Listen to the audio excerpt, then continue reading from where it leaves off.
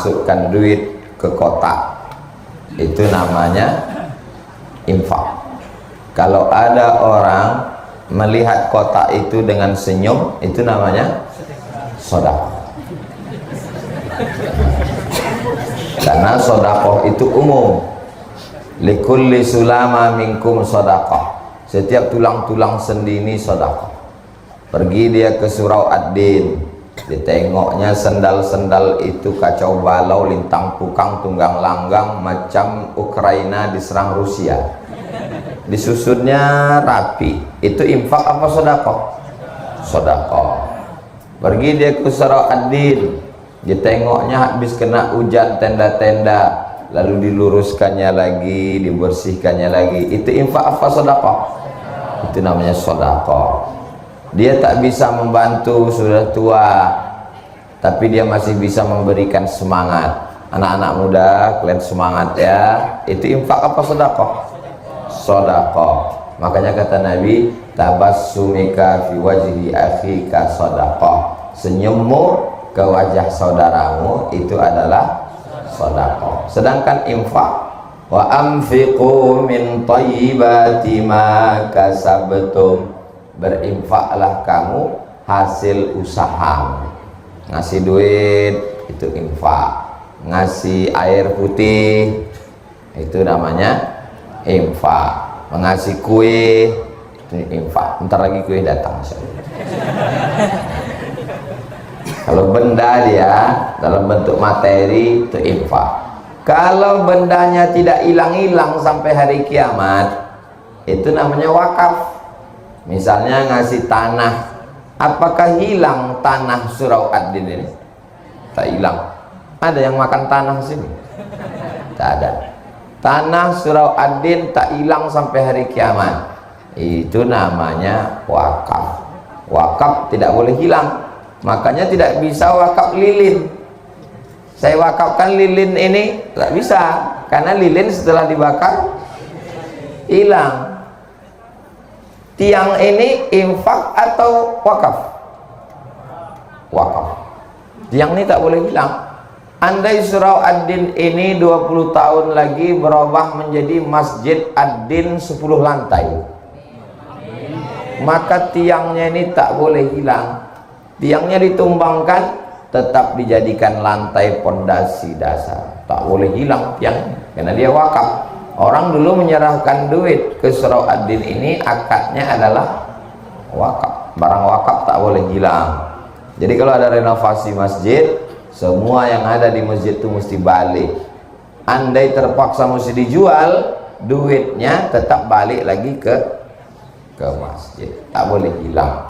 Ini diantara perbedaan antara wakaf, infak, sedekah. Kalau zakat Pak Ustaz, kalau zakat wajib, infak, wakaf, sedekah itu sunat. Kalau zakat dia wajib dan ada haulnya setahun sekali dan ada nisabnya, ada batasnya. Kalau zakat, wakaf, infak tak ada batasnya. Misalnya punya kambing 40 ekor, maka dikeluarkan zakatnya 1 kambing. Punya onta 5 ekor, dikeluarkan zakatnya 1 kambing.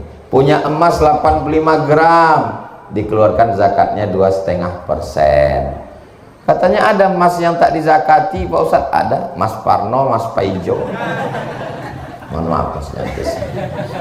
Nah, inilah dia 4 yang mesti dibedakan: zakat, wakaf, infak, sedekah. Jadi nanti kalau anak ibu, anak bapak bertanya, mak ya, apa beda zakat, wakaf, infak, sedekah? Udah dijelaskan Ustaz Somad itu tadi, cuman aku tak bisa ngulangnya lagi. Tak apa-apa kata dia. Aku tadi tak dapat tempat duduk, jadi itu aku pikirkan semuanya. Mudah-mudahan semua kita ini selalu dalam rahmat Allah SWT. Keutamaan infak dan sedekah. 1. As-sadaqatu tadfa'ul bala. Sedekah menolak bala. Andai kita ditakdirkan hari ini menabrak seekor ayam, tertulis di Lauhil Mahfuz. Hari ini, hari apa ini? Hari Sabtu, bahwa kamu dalam perjalanan ke Concong menabrak seekor ayam, lalu kemudian bersedekah, maka dihapus, tak jadi menabrak ayam. Janji Allah SWT disampaikan Nabi Muhammad SAW, as-sadaqatu tadfa'ul bala. Makanya orang tua-tua kita dulu selalu mengatakan sedekah tolak bala. Makanya kalau udah sedekah tolak bala, makan aja. Ada daging kambing, makan, karena itu tolak bala. Dan kabarnya kambing di Tembilahan ini tidak mengandung kolesterol, karena kambing di sini mengandung anak kambing.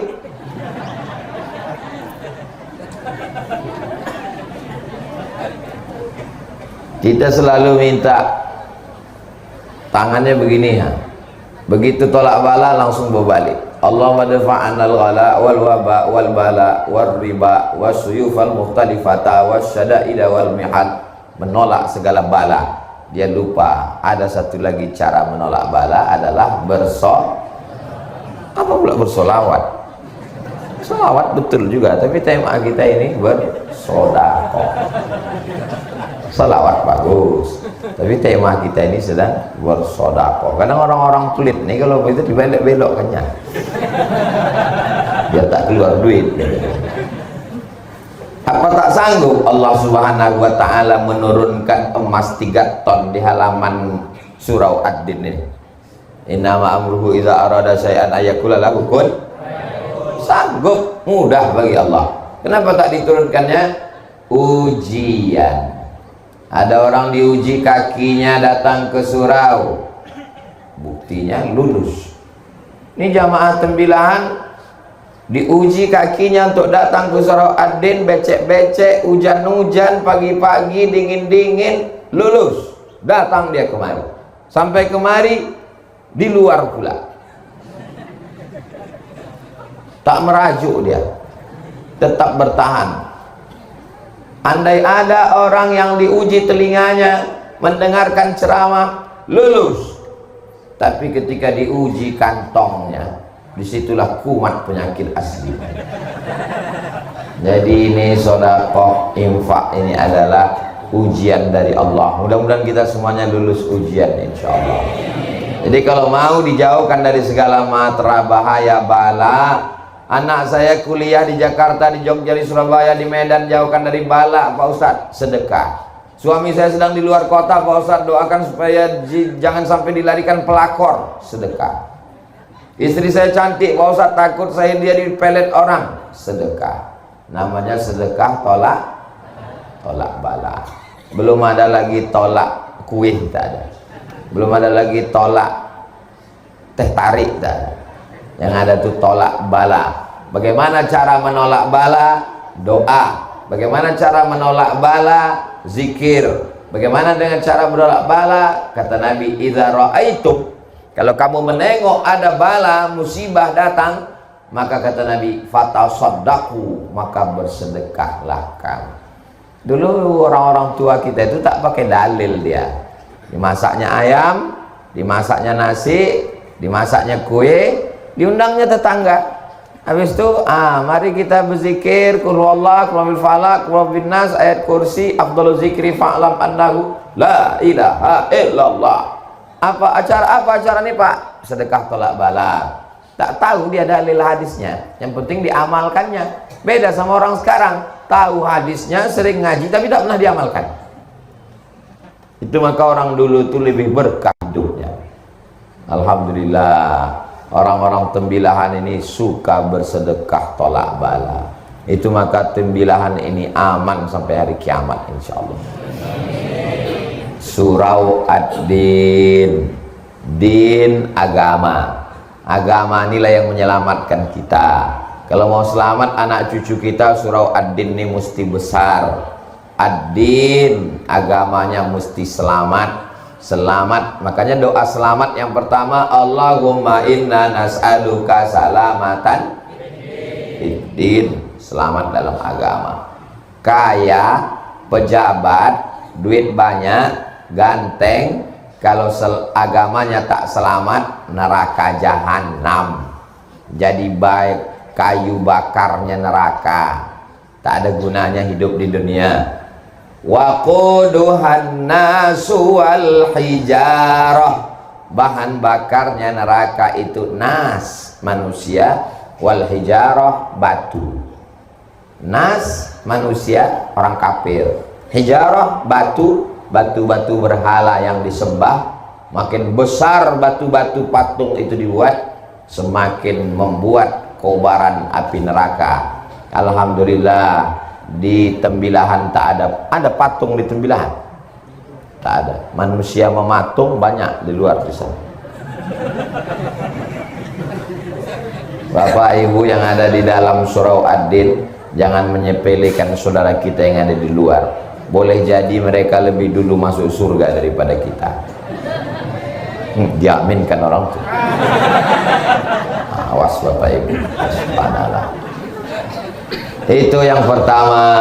Yang kedua, kata Nabi SAW, dawu mardakum bis sadaqah, obati orang yang sakit di antara kamu dengan sedekah. Dawu, obati, mardakum, orang yang sakit di antara kamu bis sadaqah, dengan sedekah. Datanglah orang menjumpai Imam Abdurrahman bin Mahdi ahli hadis. Lututku ini udah benanah 7 tahun tak sehat-sehat.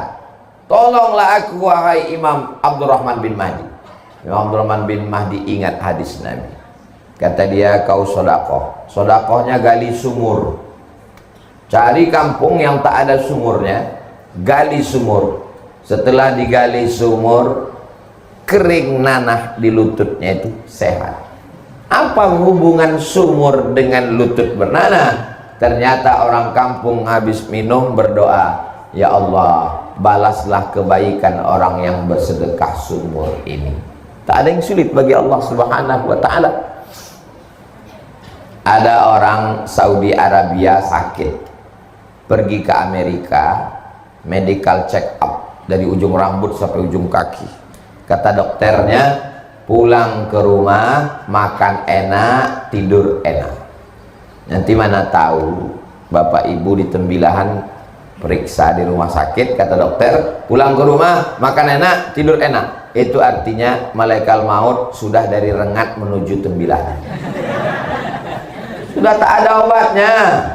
Malaikat maut sudah di jalan. Kata dia, tak ada obatnya lagi nih Bu, pulanglah.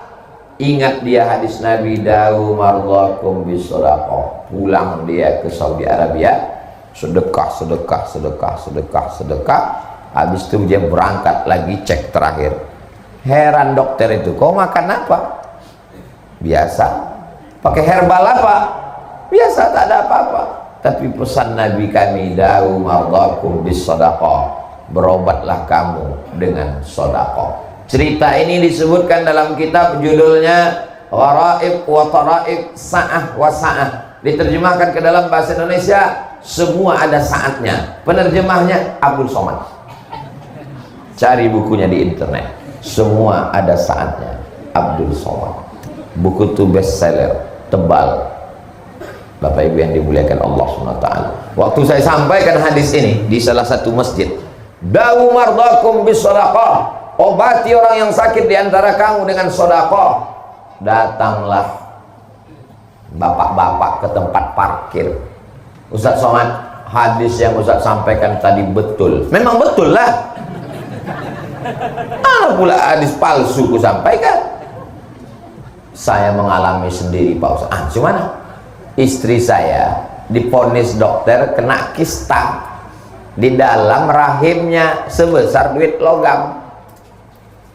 Kalau sudah kena kista, kista ini mesti dioperasi, dibuang sama-sama rahimnya. Kata dokter, ibu dalam rahimnya ada kista, mesti dibuang. Rahimnya hilang. Menangislah si ibu karena rahimnya hilang, tak bisa hamil lagi. Suaminya senyum. Ibu tuh ingat, yang lajang pula senyum, macam paham aja kalian.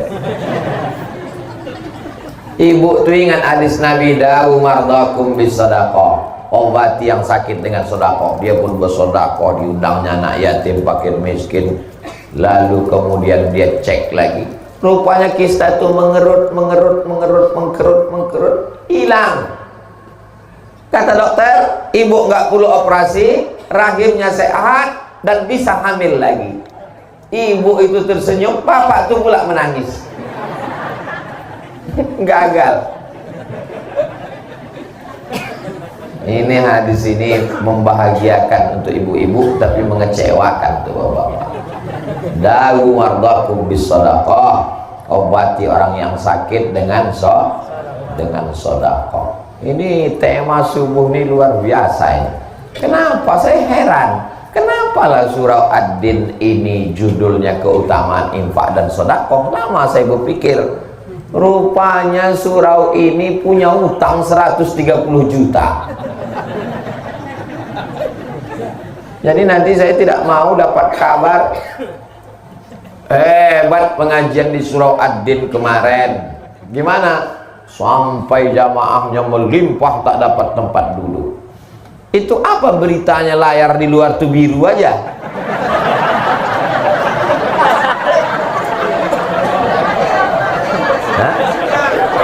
Sinyal hilang. Yang anehnya layar tuh biru, bapak-bapak tuh tetap menengok layar. Saya heran, dari tadi orang tuh nengok ke sana, orang tuh nengok layar terus. Saya tengok sini, oh udah muncul. Mudah-mudahan bapak-bapak hilang lagi.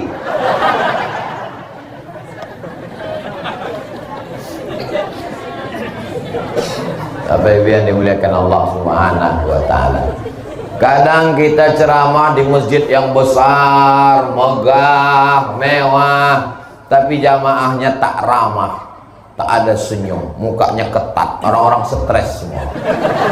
Di surau Ad-Din ini kecil, tapi hati kita bahagia. Ternyata kebahagiaan itu tidak bisa diukur dari masjid yang besar atau di surau yang kecil. Kebahagiaan itu ada di dalam hati orang yang beriman. Saya yakin ini adalah orang-orang yang bahagia semua. Apa bukti bahagia? Lunaslah hutang surau Ad-Din. Bapak Ibu yang dimuliakan Allah, kita lanjutkan yang ketiga. Adik-adik tolong diingat, ini nanti akan keluar dalam UAS, ujian akhir semester. Ketiga, waktu orang sudah mati, masuk ke liang lahat, ditutup pakai papan, ditimbun dari atas. Setelah itu mobilnya pulang, dan tak lama sesudah itu namanya di STNK BPKB berganti dengan nama orang lain, diganti di kantor Samsat. Kenapa berganti? Karena Pak Polisi tak mau menangkap almarhum. Lo tak percaya, tanya sama Pak Polisi. Lalu kemudian rumahnya dijual, dibagi ke ahli waris. Istri dan anaknya di tepi kubur menangis, menetes air mata, berdoa Allahumma filahu. Habis itu pun pulang semua ke rumah. Wa yabqa wahidun, yang tinggal di kubur itu cuma satu. Yang satu yang mengalir itu yang disebut Nabi shadaqatun jariyah. Jariyah artinya mengalir sampai hari kiamat. Kalau membacakan Al-Fatihah mesti disebutkan ila ruhi fulan bin fulan Al-Fatihah, baru sampai. Tapi kalau untuk sedekah jariyah, siapa yang berwakaf tanah surau Ad-Din ini saya tak tahu namanya. Tapi dari mulai ayat yang saya baca jadi imam tadi, tausiah, zikir dan doa, mengalir pahalanya ke orang yang berwakaf surau Ad-Din sampai hari kiamat. Zuhur, asar, maghrib, isya, itikaf, salat Ramadan, tarawih, mengalir. Itulah yang diingin-inginkan orang mati, mendapatkan pahala yang tak putus. Ibu-ibu masih ada wirid Yasin? Ada. Begitu pas Jangankan mati, maaf cakap, sedang halangan aja udah tak datang. Ibu anu kok nggak datang? Ya dia belum bisa datang. Kenapa? Anaknya masih kecil. Oh, ibu yang satu lagi anaknya kan udah besar. Anak yang besar tuh pula menitipkan anak kecil. Dulu tak datang wirid yasin menjaga anak, sekarang tak datang wirid yasin menjaga cucu. Belum lagi mati udah berhenti wirid yasin. Tapi ada yang mengalir sampai hari kiamat. Itulah dia shadaqatun jariyah. Bapak ibu mau dapat amal mengalir sampai hari kiamat tak putus? Lunaskan hutang surau ad-din. Ini memang iklan ini setiap 5 menit kali mesti diulang terus. Jadi ingat dia. Yang keempat, orang-orang mati itu ditanya sama Allah. Orang mati itu bisa tak ngomong? Tak bisa. Oh, jadi pas malaikat menanya, "Marrabbuka?" Tak bisa. "Man nabiyuka?" Tak bisa. "Ma kiblatuka?" Tak bisa. Orang mati itu bisa tak bicara? Bisa. Kenapa kita tak mendengar? Kalau sampai kita dengar, mati kita. Allah sayang sama kita. Mak kesini pula duluan infaknya. Saya sangka dari sana tadi, rupanya dari sini duluan.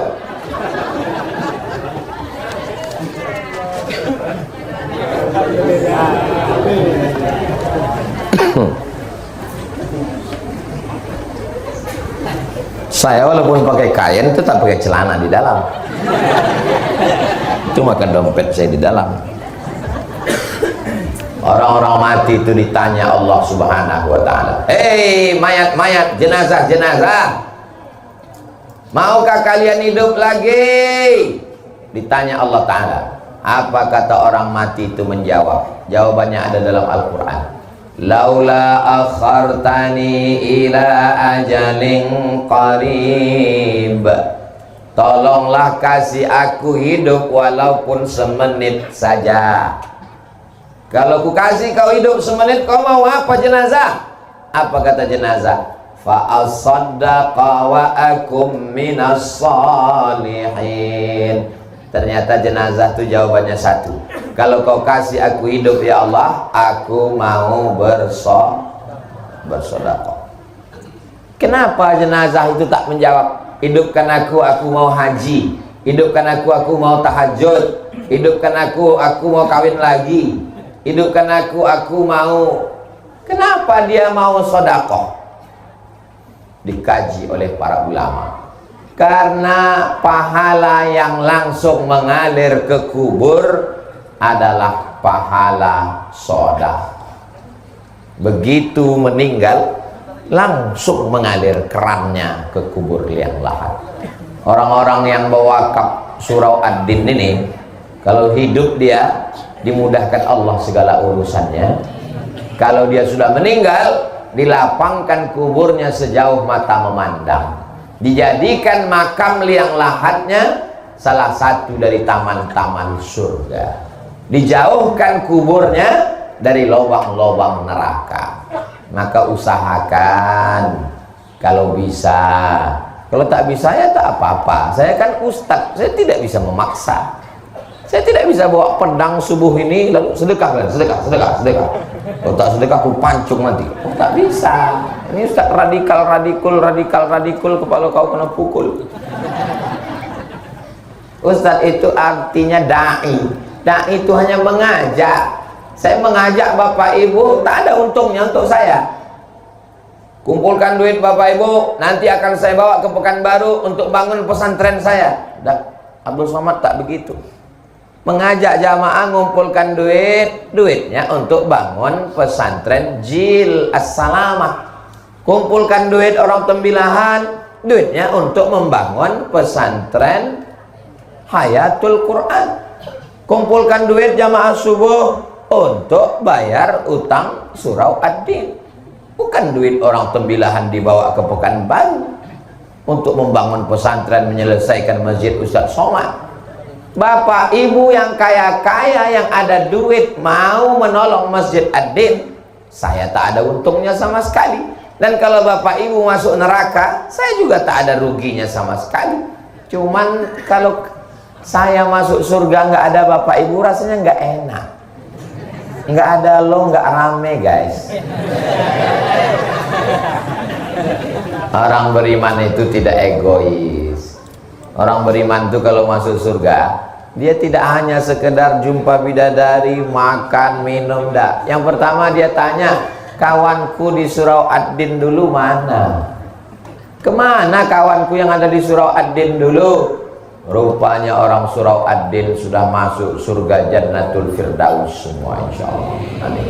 Sebagaimana kita bersama di Surau Ad-Din, begitu juga lah nanti kita bersama Rasulullah Sallallahu Alaihi Wasallam.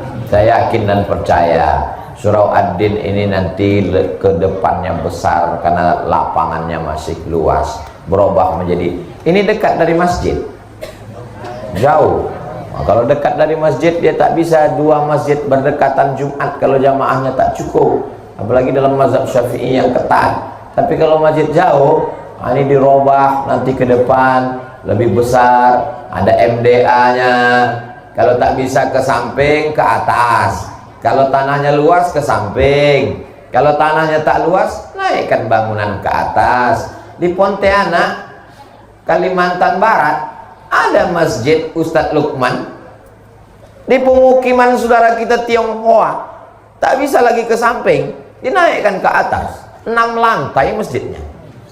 Bisa. Di lantai atasnya ada kantor, takut pula tersangkut di kipas. Di lantai atasnya ada hotel, dibuat hotel bintang 5. Di atas lantai atasnya ada ruang pertemuan convention hall. Di bawahnya masjid. Bisa saja, di Mesir banyak begitu. Di bawah masjid, di atasnya hotel, di atasnya kondominium, di atasnya apartemen. Bisa saja ke depan, di bawahnya masjid Surau Ad-Din, di atasnya adalah hotel, di atasnya kantor. Hotelnya hotel syariah. Sehingga Ustadz Somad nanti kalau ceramah ke Tembilahan, Ustadz-Ustadz yang datang dari Pekanbaru, dari Banjarmasin, dari Banjarbaru, yang datang ke Tembilahan, dia tidak lagi tinggal di hotel, tapi tinggalnya di hotel syariah di atas Surau Ad-Din, insya Allah. Amin. Kira-kira Ustadz Somad dapat tak amal jariahnya? Dari bunyinya macam-macam tak setuju. Bapak Ibu yang dimuliakan Allah, saya datang ke Surau Ad-Din ini menumpang tuah. Kalau kata orang Melayu, menumpang tuah. Yang bertuah itu orang Surau Ad-Din. Datang saya menumpang tuah, sehingga kalau mengamal amal jariah dapat setetes dari Jilus Salama, dapat setetes dari Surau Ad-Din, dapat setetes tah dari mana amal jariah mengalir itu. Mana kita tahu? Kita tak tahu tah mana doa orang-orang yang soleh, yang ikhlas ini yang menembus pintu langit sehingga kita masuk ke dalam surga Allah. Makanya jangan kita zolimi orang, jangan aniaya orang, jangan susahkan orang. Termasuk ceramah yang panjang-panjang. Udah tahu orang tegak berdiri, panjang-panjang ceramah, tak didoakan orang nanti. Iya kan, Bo? Iya kata Ibu tuh. Makanya Ustadz Junaidi tadi udah dibatasinya 6.15 selesai. Supaya apa? Supaya Bapak Ibu yang di luar, yang basah kena hujan, dia tahu, ditengoknya handphone. Oh, jangan kita bubar, 5 menit lagi, sabar-sabar. Kalau banyak orang ceramah sekarang tak tahu selesainya entah jam berapa. Akhirnya langsung dia update status, kapan berakhir penderitaan ini. Berikutnya yang ke 5. Memang kalau belum sarapan nih susah ingat memang. Berikutnya yang kelima. Yang kelima, Bu.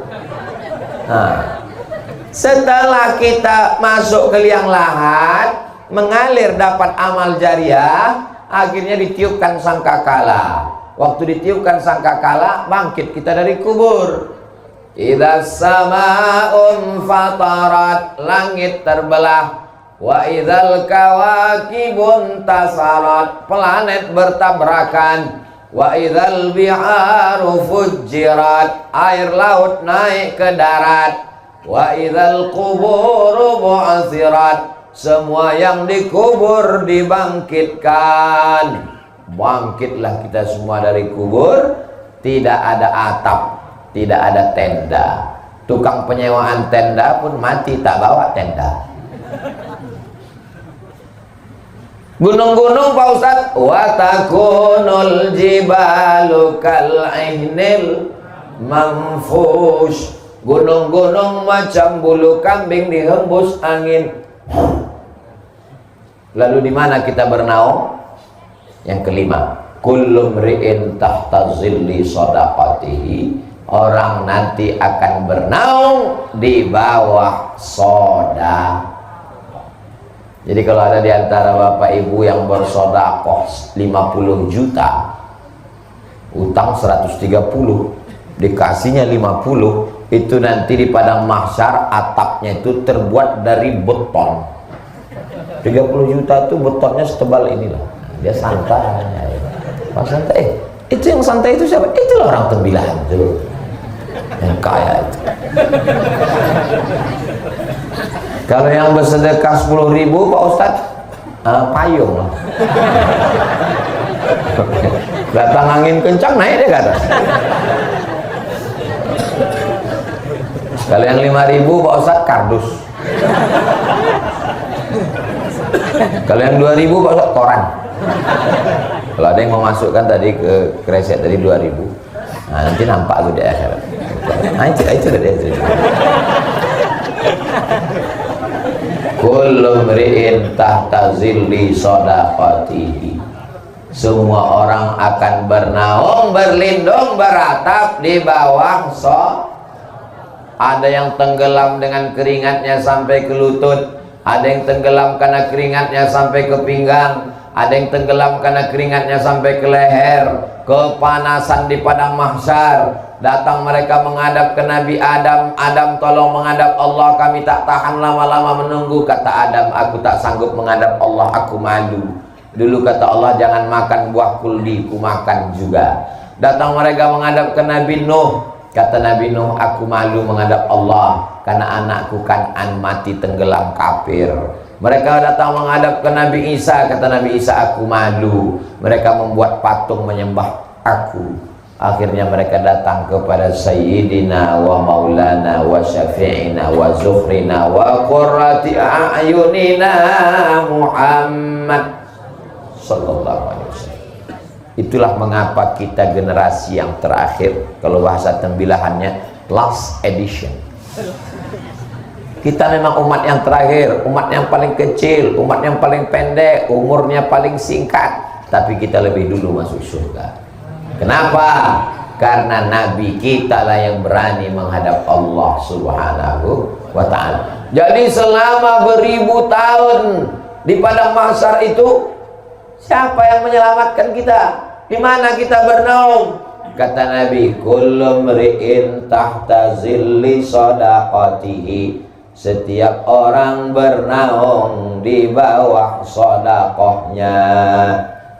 Beruntungnya orang yang membangun surau Ad-Din ini, maka nanti ketika kamu menghadap Allah di padang mahsyar, dia di bawah naungan sedekahnya. Bertuahnya orang yang bersedekah subuh ini, maka ketika nanti di padang mahsyar, dia bernaung di bawah sedekahnya, insya Allah. Berikutnya yang yang keenam. Yang keenam itu adalah, kata Nabi Sallallahu Alaihi Wasallam, ma min muslimin yusbihu, kalau ada orang Islam yang nyawanya sampai subuh. Kita nyawa kita sampai tak subuh nih? Karena sampai inilah kita hidup. Kalau tak sampai udah mati kita tadi malam. Datang saya melayat jenazah.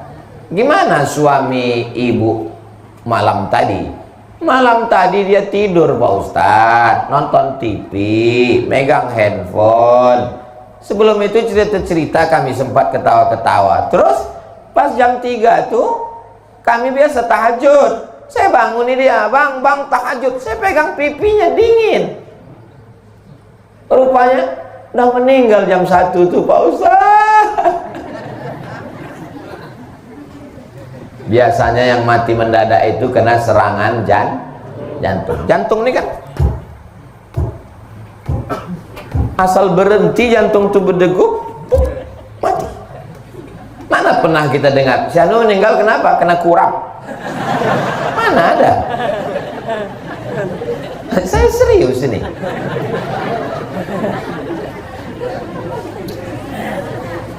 Orang mati karena jantung berhenti berdetak. Kalau jantung berhenti berdetak, darah tak mengalir. Kalau darah tak mengalir ke otak, semua organ tubuh ini mati.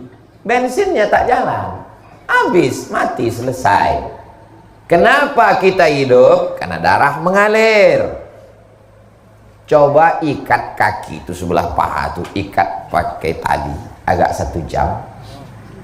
Habis itu coba rasakan ujung kaki. Ada rasanya? Tak ada.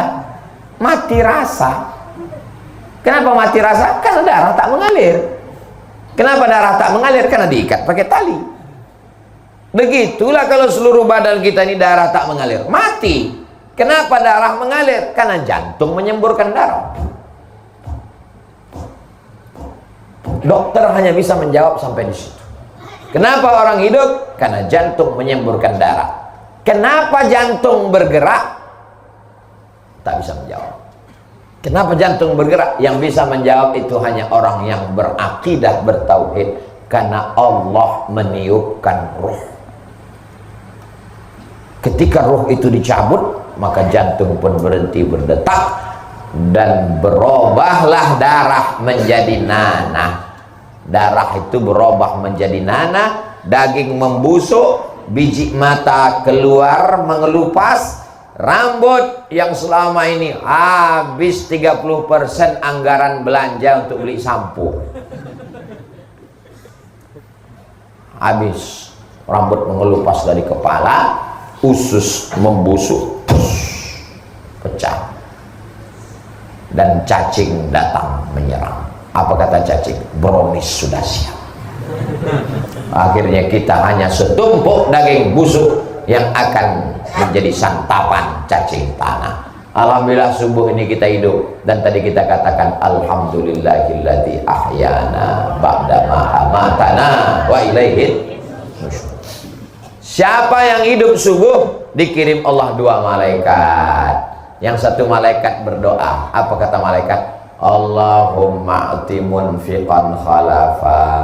Orang yang bersedekah kasihlah dia ganti. Jadi yang bersedekah tadi yang bersedekah masukkan duit, itu semuanya sudah dapat doa malaikat subuh. Maka nanti digalakkan, digiatkan sedekah subuh Masjid Surau Ad-Din. Bapak Ibu setuju? Gimana kabar Surau Ad-Din? Ustadz Junaidi, alhamdulillah Ustadz Somad, sejak Ustadz galakkan sedekah subuh, makin berkurang jamaah subuh. Janganlah gara-gara itu tak ke surau. Karena kita mau mendapatkan doa malaikat ini. Lalu Pak Ustadz, kalau yang nggak bersedekah gimana Pak Ustadz? Allah tuh adil. Yang nggak bersedekah dikirim Allah malaikat satu lagi. Berdoa juga, didoakan juga. Bunyi doanya, Allahumma ati mumsikan talafa. Yang tak bersedekah binasakanlah dia. Jadi yang tak bersedekah tadi, yang waktu kok kresek lewat dia pura-pura khusyuk mendengar pengajian. Saya terus terang tak bisa membela, kalian tengok aja lah nanti sampai sore.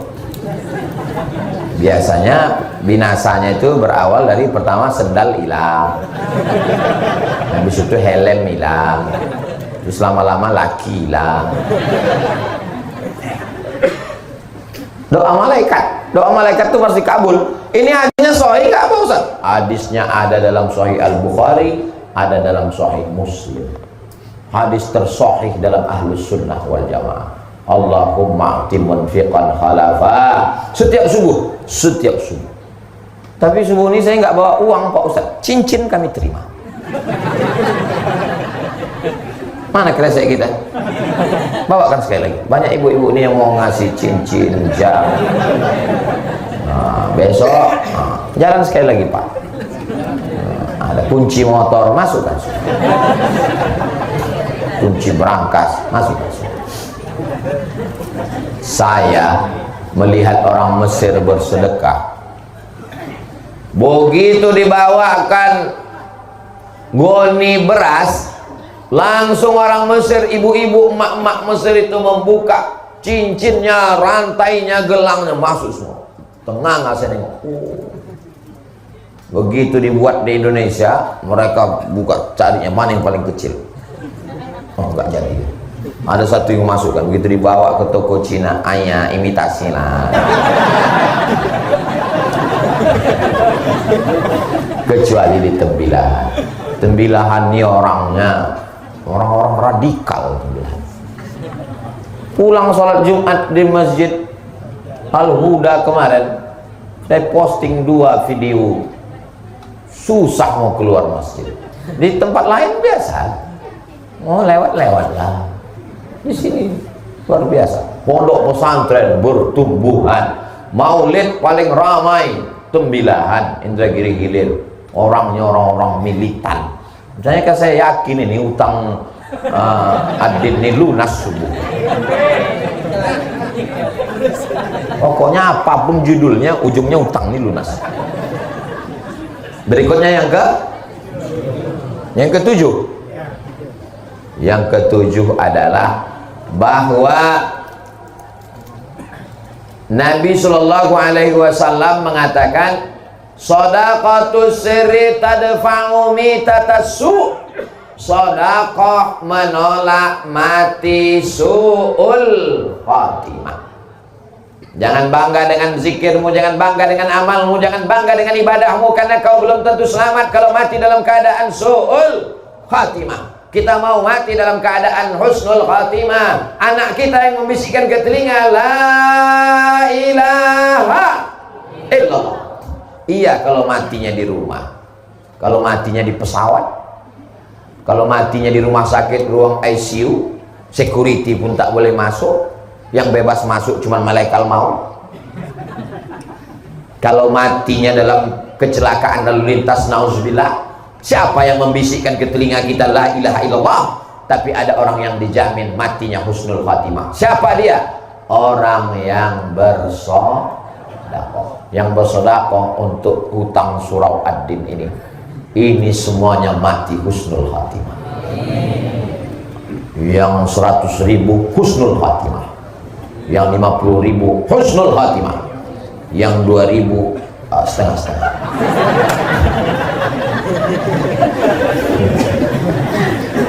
Husnul khatimah insyaallah.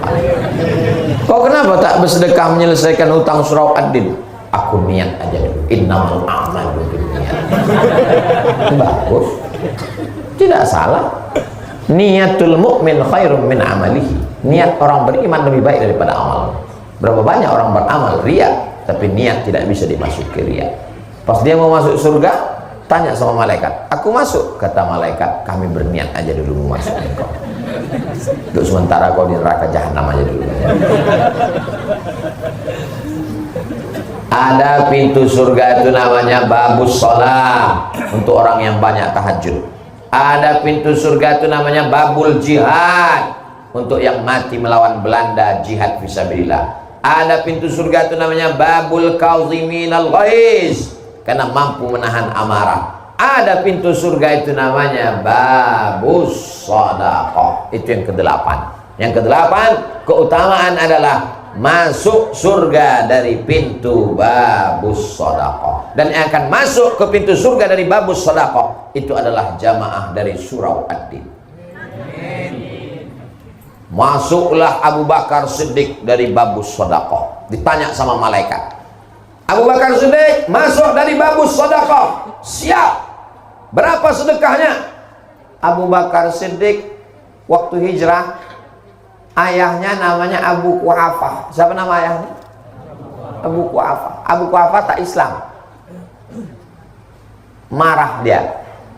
Asma itu nama anak Abu Bakar. Asma yaitu Mana emas Abu Bakar? Emas Abu Bakar ada tuh. Mana emasnya? Aku curiga emasnya sudah dibawa pergi sama Muhammad. Ada tuh. Mana emasnya? Datang Asma, dimasukkannya batu ke dalam kain. Ini dia tuh, dipegang. Abu Quhafa ini buta. Pegang.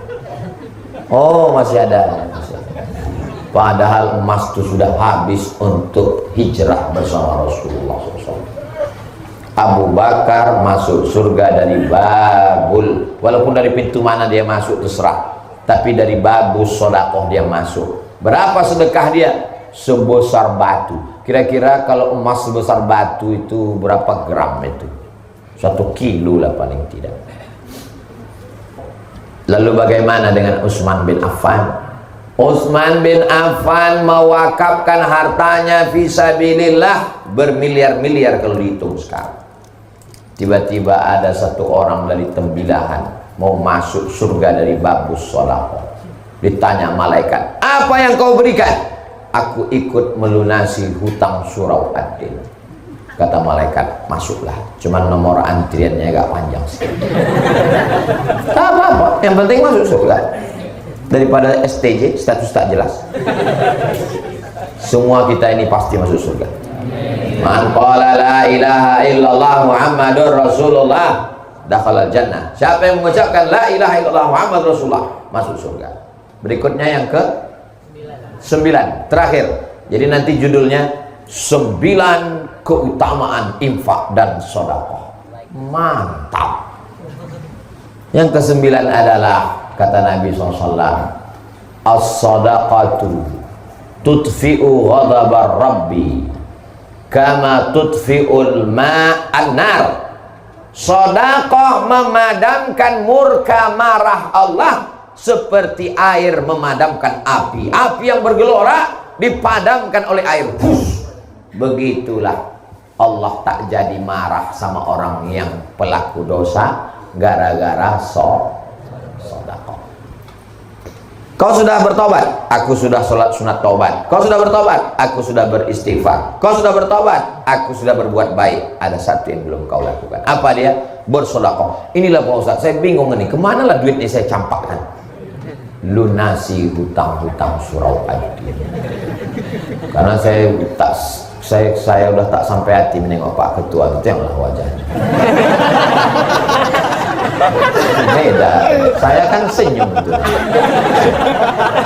Saya pun senyum tuh karena belum dikasih tahu judul ceramah. Seandainya waktu dipoto itu dikasih tahu utang surau Ad-Din 130, mungkin saya tak sanggup juga senyum. Tapi insya Allah sekali lagi nanti saya datang ke surau Ad-Din ini akan ada secercah senyuman dari Pak Ketua. Menjadi ketua surau ini tidak ada untungnya, menanggung beban di hadapan Allah Subhanahu wa taala, beban pikiran. Jadi mudah-mudahan kita subuh ini mengurangi beban Pak Ketua, dan tidak ada untungnya bagi Pak Ketua, dan tidak ada untungnya bagi Ustaz Abdul Somad. Ini semuanya adalah untuk bekal kita nanti menghadap Allah Subhanahu wa taala. Itulah yang dapat saya sampaikan pada subuh ini. Jangan kemana-mana, kita lanjutkan setelah yang satu ini. Hah? Langsung doa. Oh, Allah hazihin niyah, mudah-mudahan keluarganya diberi sakinah mawaddah warahmah, anak-anak soleh dan soleh, suami yang belum dapat hidayah dibukakan pintu hidayah, istri yang belum bertudung belum sholat dibukakan pintu hidayah, negeri kita dijadikan baldatun thayyibatun. Ala hazihin niyah. Al-Fatihah.